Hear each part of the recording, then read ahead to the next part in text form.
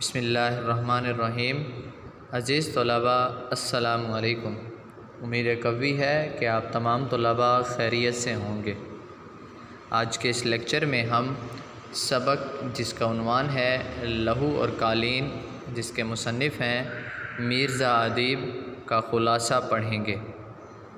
خلاصہ پڑھنے سے پہلے ہم اس کا مرکزی خیال پڑھتے ہیں کہ اس سبق میں مصنف نے ہمیں کیا بتانے کی کوشش کی ہے کہ معروف ادیب مرزا ادیب سبق لہو اور قالین میں ہمیں یہ بتاتے ہیں کہ مصور معاشرے کے حساس ترین افراد میں سے ہوتے ہیں۔ وہ فطرت کے بہترین عکاس اور نقاش ہوتے ہیں۔ دھوکہ دہی اور فریب ان کی فطرت نہیں ہوتی۔ ایک خاص طبقے کے امراء پیسے کی بدولت ان کے فن پارے خرید کر ان کے فن کو نیلام کرتے ہیں، لیکن سچا مصور اپنے فن کی توہین ہوتے نہیں دیکھ سکتا۔ وہ ان افراد کی دو رخی پر کڑ تو سکتے ہیں لیکن کر کچھ نہیں سکتے، صرف موت کا پھندا گلے میں ڈال سکتے ہیں۔ اب ہم پڑھتے ہیں اس کا خلاصہ کہ ڈرامہ لہو اور قالین 4 کرداروں پر مشتمل ہے، جس میں بابا ایک نوکر ہے، تجمل ایک سرمایہ دار ہے، جبکہ رؤوف اس کا پرائیویٹ سیکرٹری، اور چوتھا اہم اور مرکزی کردار مصور اختر کا پیش کیا گیا ہے۔ سردار تجمل حسین کی کوٹھی النشاط کے بڑے کمرے کو اختر اسٹوڈیو کے طور پر استعمال کرتا ہے۔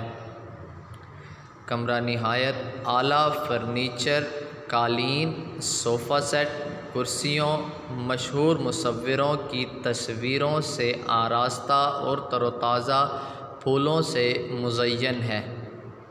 تجمل حسین کی عمر 40 اور 45 سال کے درمیان ہے اور صحت بھی نہایت اچھی ہے۔ وہ ایک صبح کمرے میں داخل ہوتا ہے اور ملازم بابا سے اختر کے بارے میں دریافت کرتا ہے۔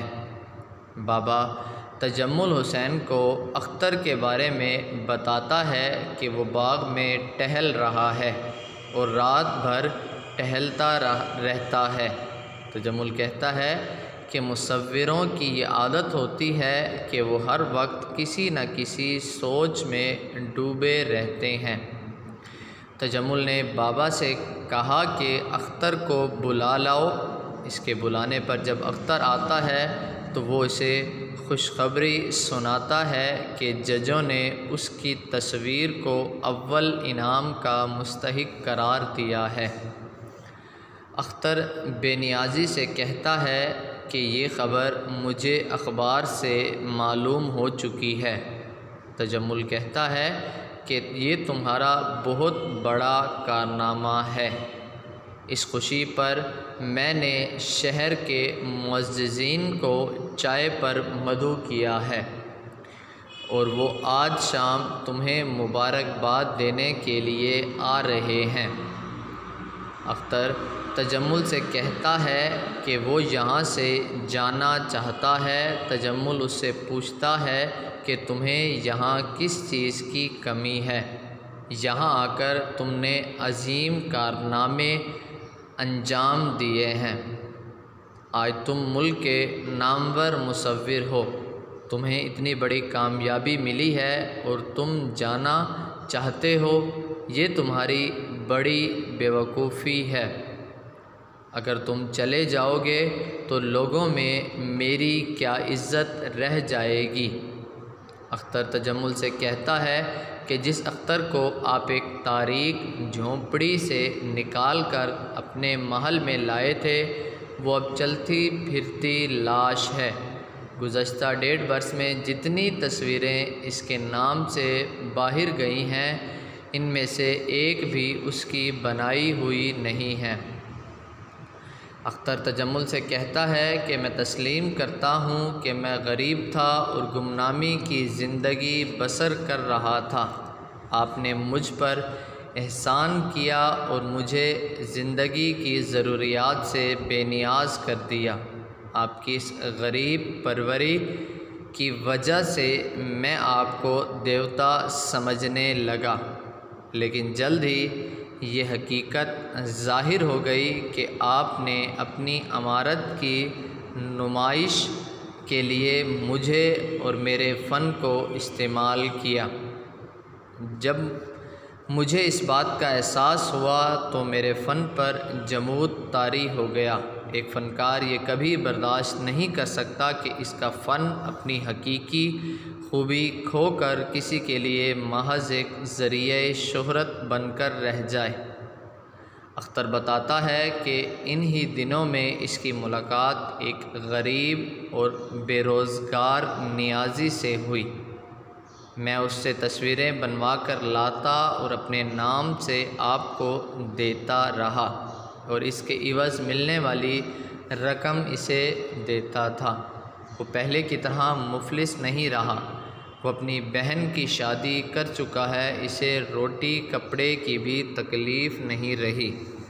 تجمل اختر سے کہتا ہے کہ تم نے مجھے دھوکے میں رکھا ہے، تم نے میرے احسانات کا بھی خیال نہیں کیا، تمہیں شرم آنی چاہیے۔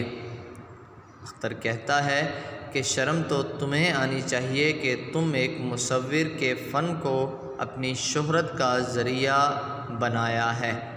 اتنے میں تجمل کا سیکرٹری رؤوف آ کر تصدیق کرتا ہے کہ اختر کو اول انعام کا مستحق قرار دیا گیا ہے اور اختر کو یہ افسوسناک خبر سناتا ہے کہ نیازی نے خودکشی کر لی ہے۔ اختر یہ بات سن کر انتہائی مغموم اور افسردہ ہوتا ہے اور تجمل کو چیخ چیخ کر کہتا ہے کہ تم نے 2 قتل کیے ہیں، ایک مصور کے فن کو مار ڈالا ہے اور دوسرے مصور کی جان لے لی ہے۔ تجمل رؤوف سے کہتا ہے کہ اسے دھکے دے کر باہر نکال دو، یہ اب پاگل ہو گیا ہے، اسے پاگل خانے بھجوا دو۔ تو یہ تھا عزیز طلباء آج کا لیکچر، جس میں ہم نے سبق لہو اور قالین کا خلاصہ پڑھا ہے۔ امید ہے آپ تمام طلباء کو سمجھ آیا ہوگا۔ آپ تمام طلباء اسے اچھے طریقے سے تیار کریں اور اس کے ساتھ ساتھ اپنی رف کاپی پر پریکٹس بھی کریں۔ اگلے لیکچر تک کے لیے اجازت دیجیے۔ اللہ آپ سب کا حامی و ناصر ہو۔ السلام علیکم۔